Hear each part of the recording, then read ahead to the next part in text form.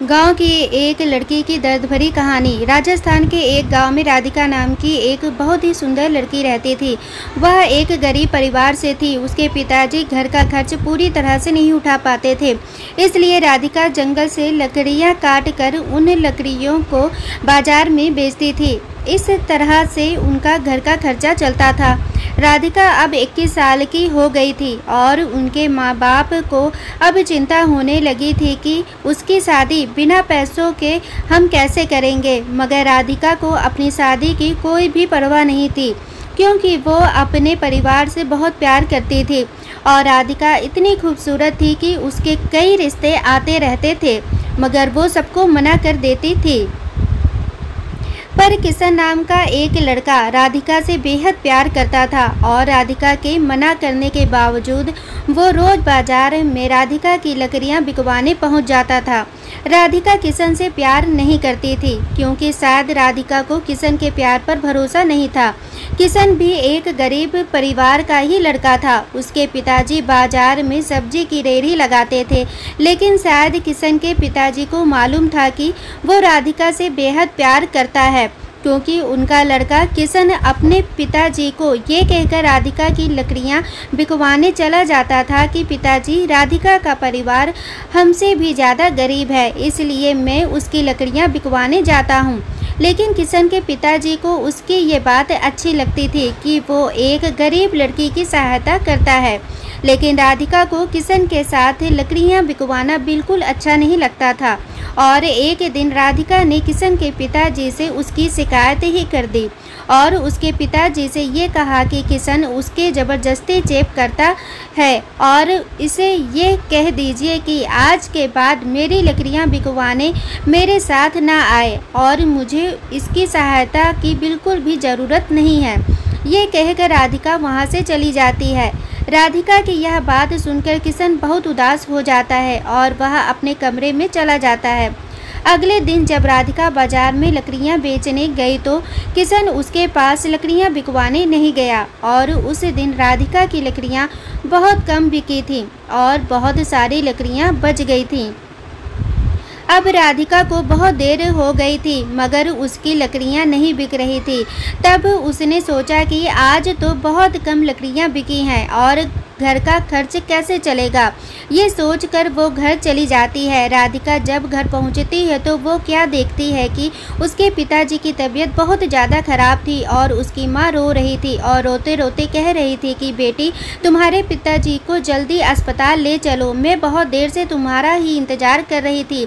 जल्दी किसी तांगे वाले को बुला कर लाओ ताकि तुम्हारे पिताजी को जल्दी अस्पताल लेकर चलें।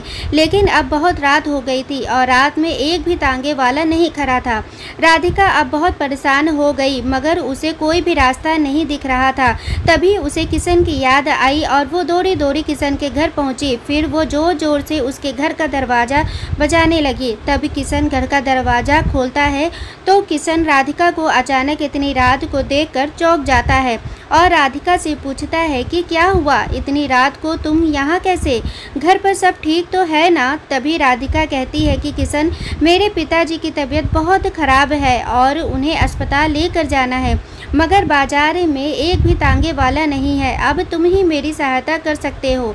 तभी किशन चुपचाप अपने पिताजी की सब्जी की रेहड़ी निकाल लेता है और रेहड़ी के साथ अपने एक दोस्त को भी राधिका के पिताजी की सहायता के लिए बुला लेता है और जल्दी से राधिका के पिताजी को किशन और उसका दोस्त रेहड़ी पर लेटा कर जल्दी से अस्पताल ले जाते हैं और अस्पताल ले जाकर जल्दी से उनका इलाज करवाते हैं।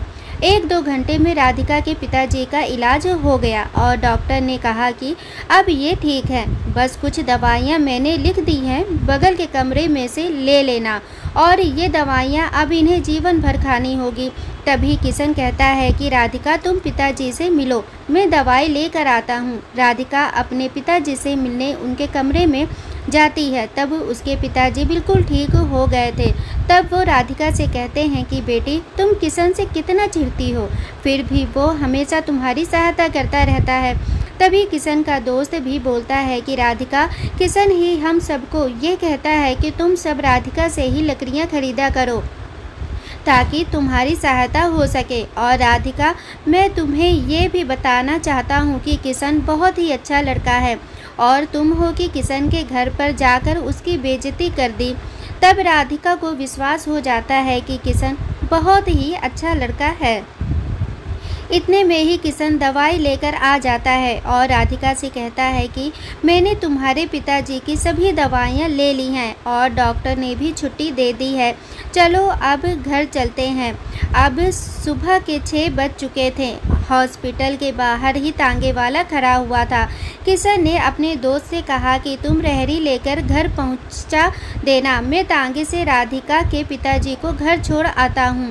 राधिका किशन से बहुत खुश थी कि किशन मेरी कितनी सहायता कर रहा है। इतने में वो सभी घर पहुंच जाते हैं और किशन तांगे वाले को किराया देकर पिताजी को घर छोड़ देता है। तभी किशन जाने लगता है तो राधिका उसे बाहर रोक कर उसका हाथ पकड़कर उससे माफ़ी मांगती है और ये कहती है कि किशन, कल से तुम मेरी लकड़ियाँ बिकवाने आ जाना, क्योंकि अब तुम्हारे बिना मेरा लकड़ियाँ बेचने का बिल्कुल भी मन नहीं करता।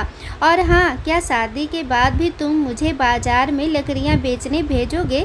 राधिका की ये बात सुनकर किशन बहुत खुश हो जाता है और कहता है कि राधिका, तुम्हें मुझसे प्यार हो गया? ये कहीं मैं सपना तो नहीं देख रहा, मगर ये हुआ कैसे? तब राधिका कहती है कि किशन, तुमने मेरा दिल जीत लिया। एक दिन था जब मैं दुनिया के सभी लड़कों से बहुत नफरत करती थी, मगर आज मुझे पहली बार तुमसे बेहद प्यार हो गया। तब किशन कहता है, राधिका, आज मैं भी बहुत खुश हूँ कि आज मुझे मेरा प्यार मिल गया और मैं तुमसे वादा करता हूँ कि मैं तुम्हारे साथ साथ तुम्हारे परिवार का भी ख्याल रखूँगा।